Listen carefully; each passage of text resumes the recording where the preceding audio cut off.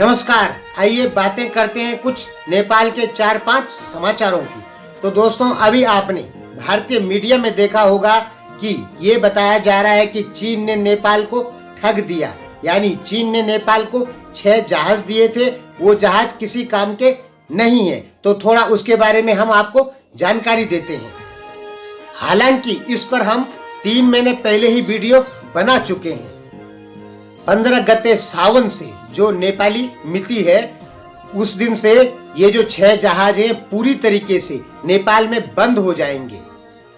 तो दोस्तों, हुआ क्या था कि जब बाबूराम भट्टराई प्रधानमंत्री थे 2069 को, 79 को, सॉरी दोस्तों माफ करना, नेपाली मिति में मिस्टेक हो जाती है। तो इस समय इन्होंने चीन से कुछ जहाजों के सौदे किए।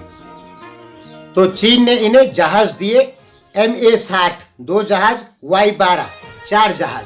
तो इसमें क्या था कि MA60 जो जहाज हैं वो अनुदान स्वरूप थे और 4 जहाजों का ही पैसा दिया गया। ये जो पैसा था 6 अरब 67 करोड़ 10 लाख रुपए टोटल कीमत हुई थी, जिसमें से 2 अरब 94 करोड़ 30 लाख रुपए पहले दे दिया गया और बाकी का जो पैसा बचता है 3 अरब 92 करोड़ लगभग, उसको 1.4 जो ब्याज होता है उस दर पर या 1.4 की ब्याज दर लगा के नेपाल ने धीरे धीरे चाइना को पूरा पैसा दे दिया। तो इन जहाजों को बांग्लादेश के साथ साथ लगभग 8 देशों ने रिजेक्ट किया था। तो इन देशों ने रिजेक्ट क्यों किया था इन जहाजों को? क्योंकि ये महंगे थे, इसलिए इनको रिजेक्ट किया था। तो उस समय नेपाल ने कहा कि जब और देशों ने इन जहाजों को रिजेक्ट कर दिया तो हम इन जहाजों को क्यों खरीदें। तो चाइना ने कहा कि ये महंगे होने की वजह से और देशों ने रिजेक्ट किया। हम आपको जहाजों की कीमत तो वही रखेंगे, लेकिन 2 जहाज एक्स्ट्रा देंगे, जिसके कारण आपको ये जहाज सस्ते पड़ेंगे। तो फिर नेपाल ने 9 सदस्यीय एक टोली भेजी चाइना में, जिन्होंने इन जहाजों का निरीक्षण किया और बताया कि ये जहाज बिल्कुल सही हैं और हमें सही कीमत पर पड़ रहे हैं। और धीरे धीरे करके ये 6 के 6 जहाज नेपाल में आ गए। इसके बाद क्या हुआ कि इस समय इन टोटल जहाजों को अगर नुकसान देखेंगे तो 9 अरब रुपए लगभग नुकसान हो चुका है जहाजों की कीमत मिला के। तो हमारे देश की मीडिया ने कहा कि चीन ने नेपाल को चूना लगा दिया।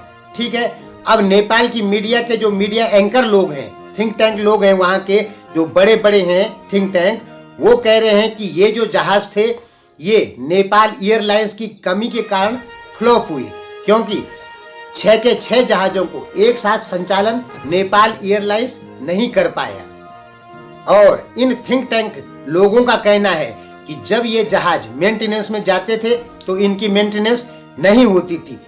इन थिंक टैंकों ने नेपाल एयरलाइंस पर आरोप लगाया है कि यहाँ के जो कर्मचारी हैं, इंजीनियर हैं, इन्होंने इन जहाजों की सही मेंटेनेंस नहीं की।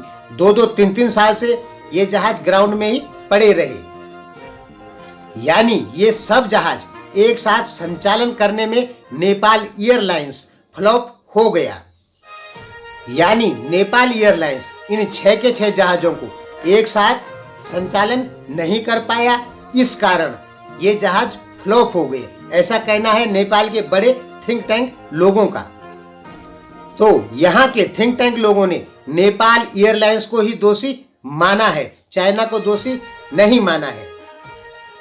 अब आगे नेपाल भारत सीमा पे जो झड़पें हो रही हैं, उसमें अब नेपाल सरकार भारत के साथ मीटिंग करने वाली है ताकि इस प्रकार की जो झड़पें सीमा पे हो रही हैं, ये झड़पें ना हो।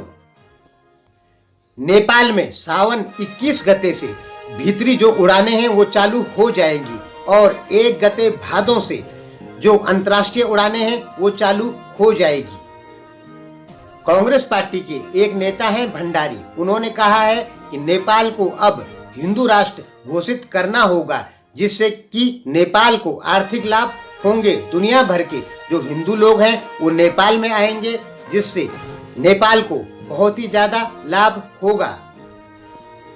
बैंक घोटाले के फरार आरोपी मधुसूदन बिलवाल को सीबीआई ने पकड़ लिया है। इनके ऊपर अदालत ने 1 करोड़ रुपए का जुर्माना ठोका था और 4 साल की सजा सुनाई थी, जिसके बाद ये फरार हो गए थे। अब नेपाल सीबीआई ने इनको पकड़ लिया है। काठमांडू यातायात मंत्री बसंत कुमार नेबांग ने सरकार पे इल्जाम लगाए हैं, आरोप लगाए हैं कि सरकार निर्माण कार्यों में बहुत ही ज्यादा लापरवाह है। 1000 पुल निर्माण हो रहे हैं, लेकिन केवल 2076-77 में 200 पुलों का ही निर्माण हुआ। टोटल 1400 पुलों में केवल 200 पुलों का निर्माण हुआ। सरकार के पास क्षमता नहीं है। इधर मातृका प्रसाद यादव ने कहा है कि प्रधानमंत्री ओली देश को नहीं चला सकते हैं, इसलिए इनको इस्तीफा देना ही होगा। इन्होंने साफ कहा कि प्रधानमंत्री ओली देश को नहीं चला सकते हैं। इधर पुष्प कमल दाहाल ने एक बार फिर नेकापा नेपाल कम्युनिस्ट पार्टी को कहा है कि यदि प्रधानमंत्री ओली इस्तीफा नहीं देते हैं तो हम पार्टी को विभाजन कर देंगे। अब तक 8 मीटिंगें हो चुकी है, किसी भी प्रकार का कोई भी निष्कर्ष अभी तक नहीं निकला और उन्होंने कहा कि अब तक हम चुप थे, लेकिन पीएम ओली यदि इस्तीफा नहीं देते हैं तो हम पार्टी को विभाजन की प्रक्रिया में ले जाएंगे। इधर चीन ने साउथ चाइना सी में कुछ आइलैंडों पे अपने फाइटर प्लेन तैनात कर दिए हैं। इससे पहले चीन ने अपने फाइटर प्लेन पहले भी तैनात किए थे, लेकिन अब अतिरिक्त फाइटर प्लेन उसने कुछ द्वीपों पर भेज दिए हैं।